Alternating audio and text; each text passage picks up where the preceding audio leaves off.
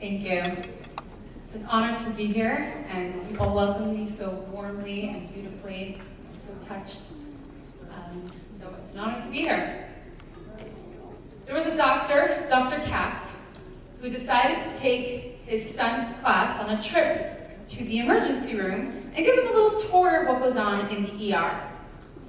So this little class of boisterous boys are there, and Dr. Katz points at the x-ray machine, and he's trying to describe its purpose, and he said, "Did anyone here ever break a bone?" So little Maishi raises his hand. He's like, "Yeah, me." So Dr. Katz says to him, "Tell me, did it hurt when you broke the bone?" And Maishi says, "Nope, didn't hurt at all." And so Dr. Katz was surprised. He said to him, "Tell me, which bone did you break?" And Maishi says, "It was my sister Rachel's bone." When it's not yours, you don't feel it. In the Torah, there is a verse that says that it is close to you. It is close to all of us to serve God. Now, at the surface level, it seems anything but close. It seems so theoretical, abstract, spiritual. I mean, we're very earthy people. We like to eat and shop.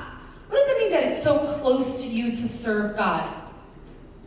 Rabbi Schneur Zalman of Liadi, the first Chabad Rebbe, or fondly known as the Alter Rebbe, whose holiday we are all celebrating, said, "I have a goal.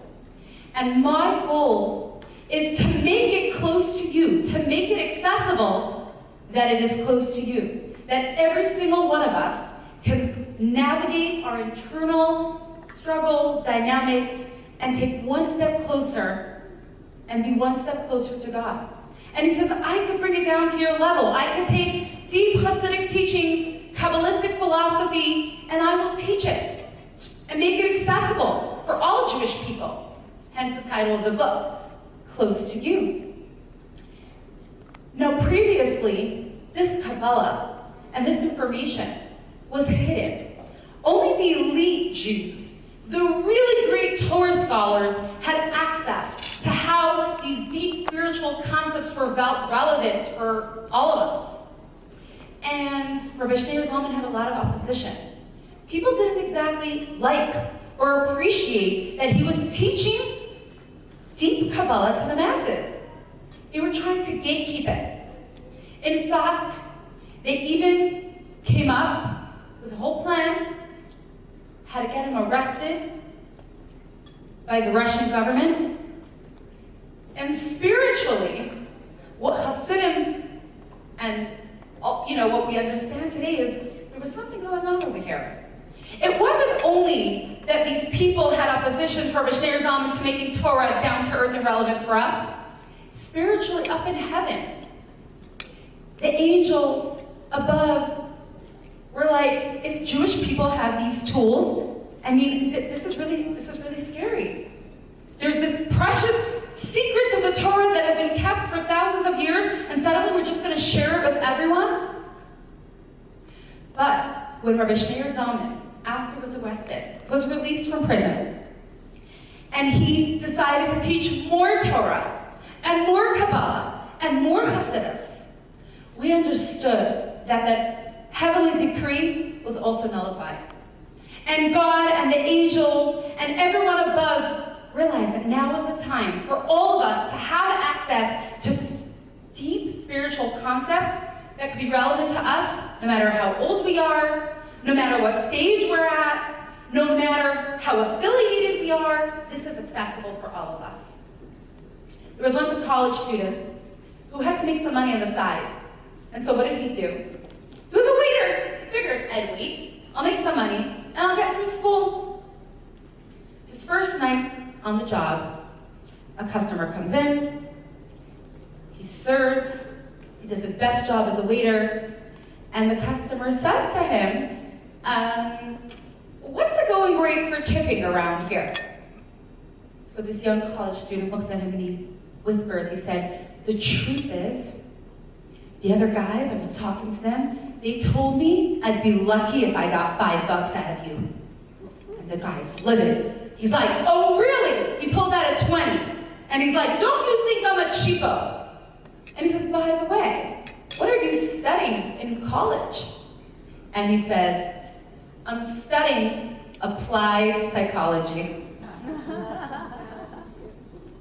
Rabbi Shneur Zalman, in his book, The Tanya, which is based on that verse, close to you, said, I'm going to teach you a form of applied psychology. I'm going to teach you the psyche of a Jew. And when you and I have access to this type of information about how our inner psyche works, then it really becomes close to us. It becomes accessible to us to navigate our internal challenges one challenge at a time.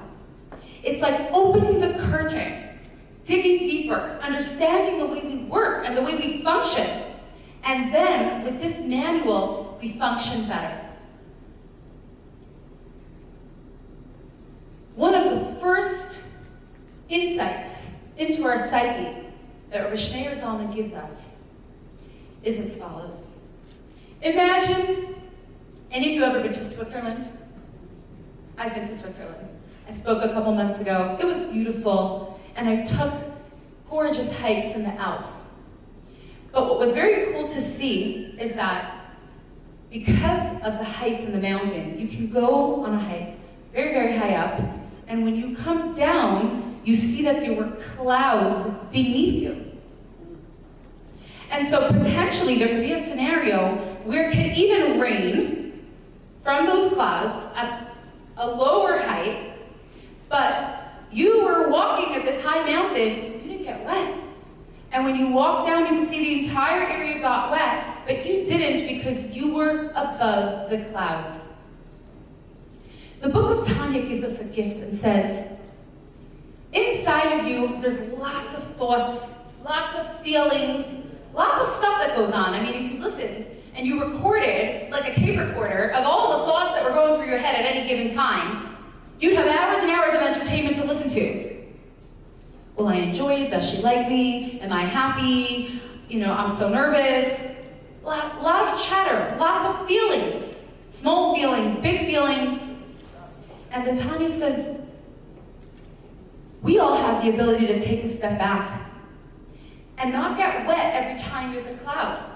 We actually can objectively view and identify that there are not one energy and sets of voices inside of us, but actually two.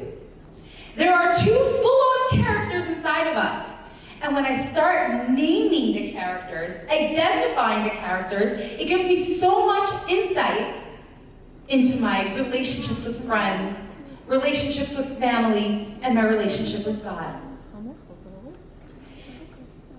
Rabbi Shneur Zalman gives us insight into the following. If I asked you how to describe yourself, what's your bio, right? Mrs. Hassan can introduce me as an author, as a writer. You might introduce yourself as someone who loves kids, as a college student, as a grandmother, as a librarian. We have lots of definitions for ourselves. But all of these definitions are rather external. They're based on our accomplishments, our personalities, what we like, what we don't like. There is a part of us that actually is not defined by anything external that we do. Each and every one of us were gifted with a godly soul, a literal piece of God. And when I think about that and remember that I have a literal piece of God, I recognize there's a part of me that has essential worthiness. It's a piece of God. And even if I feel like I didn't accomplish so much today, I didn't have so much energy, I didn't really do much, so maybe I'm not worth much. I remember right after I got married, the first time I baked cookies to impress my husband. I wasn't so familiar with this new oven in my new apartment, and I baked the cookies. They were yummy, brown, like rolled in confectionery sugar, and I took them out of the oven, and guess what? They were burnt to a crisp. No cookies for husband. And I was feeling really bad about myself. And I remember my husband telling me, he said, Sarah, he said, you're not a cookie, so the cookie's burnt. You don't need to identify your entire sense of self as a cookie. And I think about that all the time. I'm not a cookie. Today, I wrote a book, I'm successful. Tomorrow, I lost it and my kids, I'm not. And my sense of self-worth changes, rides on a roller coaster. I have a soul. My soul has infinite value, infinite connection to God, infinite love of God and my fellow people. But there's another part of me that shows up. This part of me is actually proportional. It's just as much an energy and it's just as real. But rather than being selfless, it's the part of me that's selfish. And God gave it to me too. And it's not my godly soul, it's my animal soul. My animal soul is a part of me that's responsible for my self-preservation. I want to sleep, I want to eat, I need safety, I need shelter, like an animal, instincts. And I've got these two little personalities inside of me. Symbolically in the Torah, we can visualize them by thinking about Moses and King Pharaoh. How would you describe the leader Moses? You have to think about it. What? Humble Moses, the leader of the Jewish people. How would you describe him? Strong. Selfless. Wise. We have that Moses inside of us. And then there's King Pharaoh. Little tyrant sometimes. We have the part of us that could even bully us. Tell us, I don't want you to be uncomfortable for even a moment. You're not good enough. You're terrible. You're bad. There's a parallel energy. And me, I'm the person above the clouds who's watching this. I got the godly soul, selfless, and the animal soul, selfish. And this shows up many, many times during the day. And what we'd like to explore today is how do we make peace between these two seeming enemies? Godly soul says, pray, do a good deed, give charity, do a mitzvah. Animal soul says, yeah, I'd rather sleep. Godly soul says, I want to go do something positive out in the world. Animal soul says, no, that's too scary. What if people think that you're, just being silly? Don't do that thing. Animal soul gets angry. Godly soul says, I'm going to have patience with my children today. Animal soul says, oh yeah, let's see how long that will last. And so what I'd love to do tonight is externalize this dialogue that we have inside of us so that we can see how we can make peace between the animal soul and the godly soul. So I'd like to call up Abby and Lily.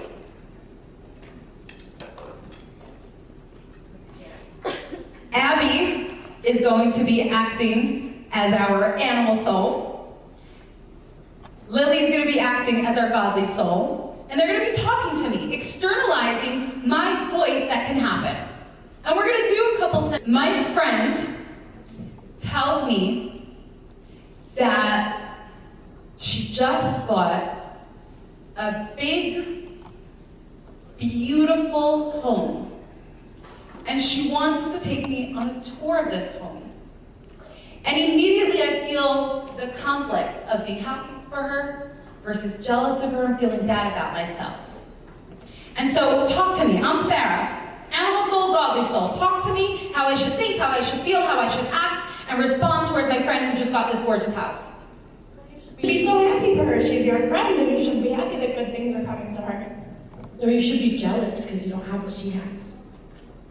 Obviously. But you have everything you need. She has what she needs, and you have what you need. God gives you what you need. But what if you don't have everything you need because she has something really cool that you didn't even know existed? But there's a God who's sure we have everything we need, so therefore she must have everything she needs. Well, but you don't know that. I do because I know God provides for everyone, and God takes care of everyone and gives each person what they need, which may not be the same as the other person next door, but God knows each of you and is a part of you and knows what you need individually. But what I need isn't what I want. Souls advise me, am I a loser? Yeah. Absolutely not. You have a part of God in you. You're not a loser. Yeah, but I don't have a big house. It doesn't matter. You're a good person. You have good values. I'm a failure. Am I a failure? Yeah. Absolutely not. You try your best. You put in all your effort. You have these incredible God-given abilities. A failure? Absolutely not. Well, if your best isn't good enough, you can't show for it. Okay, great job. Let's do another scenario. I just found out a great piece of juicy gossip about my friend.